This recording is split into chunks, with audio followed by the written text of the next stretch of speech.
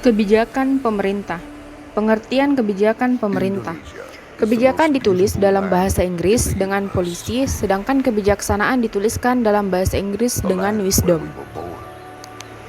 Perbedaannya adalah, kalau kebijakan berasal dari atasan tertinggi, misalnya pemerintah pusat, maka pada tingkat pimpinan daerah atau yang setingkat berada di bawahannya dapat mengubahnya sesuai dengan situasi dan kondisi di lapangan secara empiris.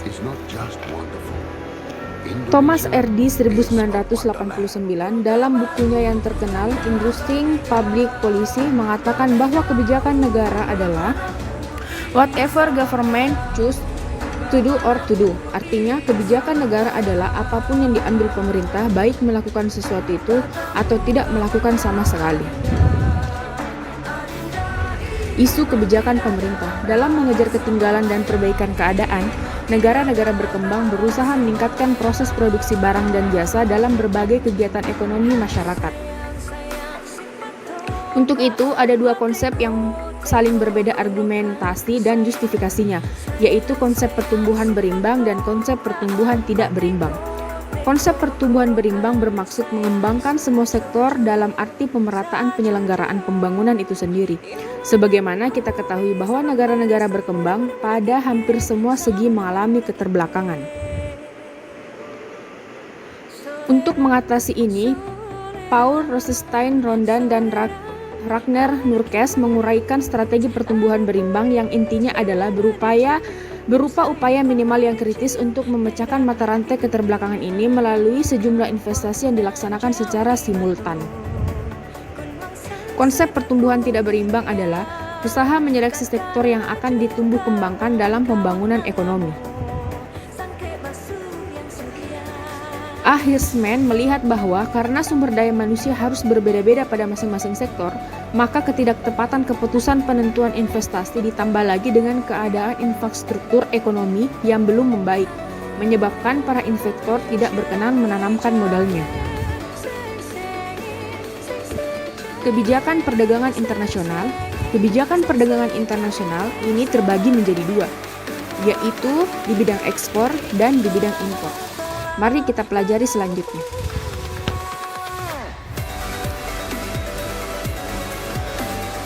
Pasti kalian masih ingat tentang apa itu ekspor. Ekspor pada perdagangan ini, barang ini dihasilkan oleh negara kita sendiri, jadi bukan dari negara lain. Kebijakan ekspor ini sebenarnya bertujuan untuk melindungi produk dalam negeri.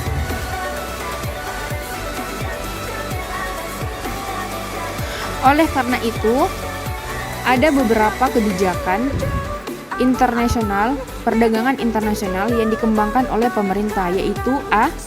Diskriminasi harga.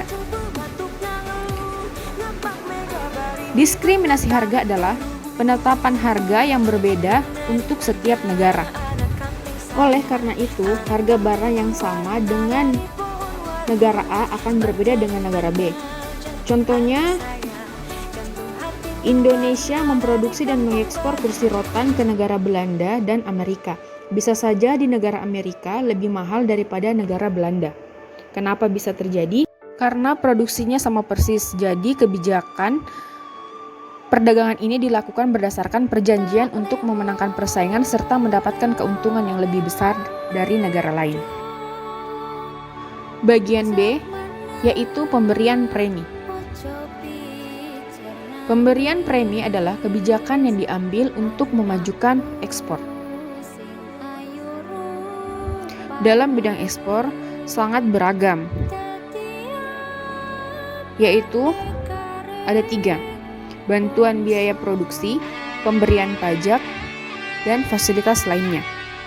Tujuannya adalah barang ekspor memiliki daya saing di luar negeri. Kalian sudah pernah mendengar istilah dumping? Dumping adalah penetapan harga ekspor lebih murah dibandingkan dengan harga barang itu dalam negeri. Tapi ada pun persyaratannya, pasar di dalam negeri berada di dalam kendali pemerintah. Tetapi kebijakan dumping ini sudah dilarang karena bisa mematikan pesaing dalam bidang ekspor.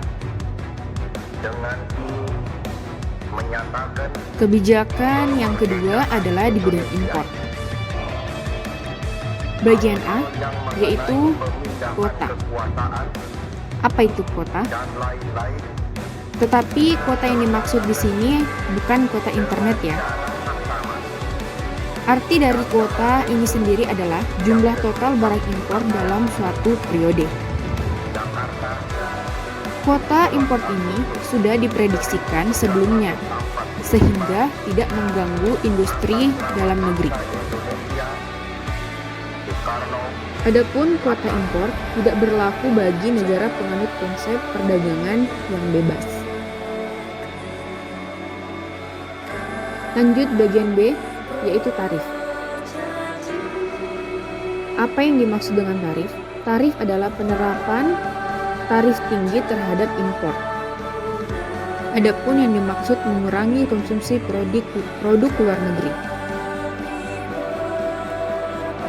Dalam sistem perdagangan antara negara memiliki dua bagian, yaitu negara penganut perdagangan bebas dan negara penganut sistem proteksionis.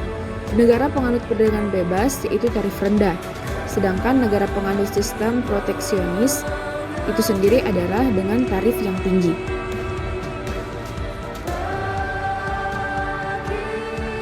Adapun bagian C, yaitu subsidi. Kalian pernah tidak belanja barang impor? Harganya jauh lebih murah daripada barang lokal. Aneh pasti kan, kenapa bisa barang impor lebih murah daripada barang lokal? Otomatis jika begitu terus-menerus, kalian pasti akan selalu membeli barang-barang dari impor. Maka dari itu, ada yang namanya kebijakan subsidi. Di mana subsidi ini bertujuan untuk menekan terus harga produk lokal. Jadi, produk lokal akan lebih murah daripada produk impor. Adapun kebijakan proteksi.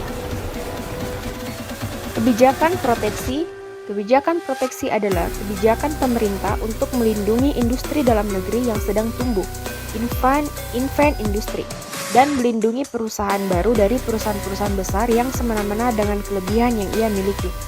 Selain itu, pesaing-pesaing barang-barang impor, yaitu tarif dan non-tarif.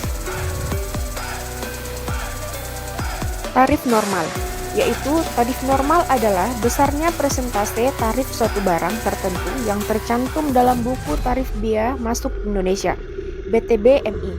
Adanya perbedaan harga LN dan DN. Tarif nominal merupakan tarif yang tertua. Tingkat proteksi berkaitan dengan harga barang, kurs valuta asing, alokasi sumber daya, harga produksi, tingkat efisiensi industri, struktur pasar industri dalam negeri, nilai tambah industri pengelolaan dalam negeri. Adapun alasan proteksi, yaitu industri muda atau infant industry, eksternalitas yang disebabkan oleh ketidaksempurnaan pasar untuk menghindari risiko dari ketidakpastian atau ketidakstabilan ekonomi dunia, untuk mendorong skala ekonomi. Selanjutnya, deviasi kebijakan proteksi. Kebijakan tidak taat asas dengan tujuan.